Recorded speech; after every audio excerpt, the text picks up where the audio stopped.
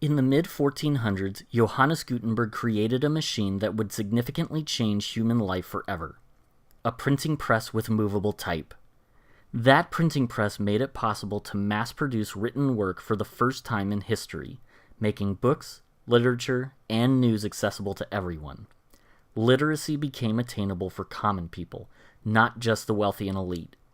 In fact, the Protestant Reformation may not have happened without the printing press. It may seem odd to talk about this invention as a way to introduce online education, but there are parallels that are significant. The introduction of the printing press and digital technologies were watershed moments in history. It could be argued that the personal computer and smart devices have had a greater impact on human life than the printing press. Both technologies have changed the way we access and consume information, and both have made knowledge more readily accessible to people around the world. And both technologies were originally met with skepticism. A number of patrons in the 15th century argued that mass-printed books were inferior to handwritten books, much the same way that online education is deemed inferior to in-person education. The thing is, there's surprisingly little that changes when we create online instruction. Learning should be interactive and engaging as opposed to passive. Learning is inherently social, whether it refers to the instructor-learner relationship or peer relationships among learners. Instruction should have clear objectives, and learners should have opportunities to measure themselves against those objectives on a regular basis. Learners should have opportunities to apply their learning to real-world problems and see how their theories match the practical application. Nothing about these principles changes whether you're in a classroom or learning on a computer. Fuller is committed to hybrid education, taking the best of both in-person and online education and putting them together.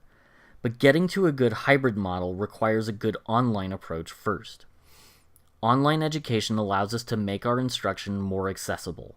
Rather than asking people to come to us, which can be expensive and logistically difficult for many of our learners, we can go to them, online first and then in person. And by sending our research and resources into the world, we also open up communication to learn from others in other contexts. We can discover how learners engage our resources, such as learners in Latin America who prefer to meet at their church and use our digital resources locally as a group.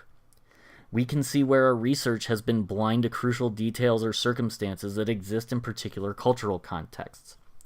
And we can connect learners from around the world, who may not even be aware of the differences and similarities that exist between their cultures, even cultures that exist within the same country.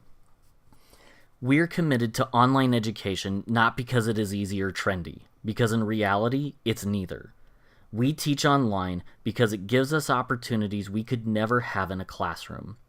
In our effort to form global leaders for kingdom vocations, online education gives us the opportunity to reach those who could never reach Fuller and learn from those who we would otherwise never interact with.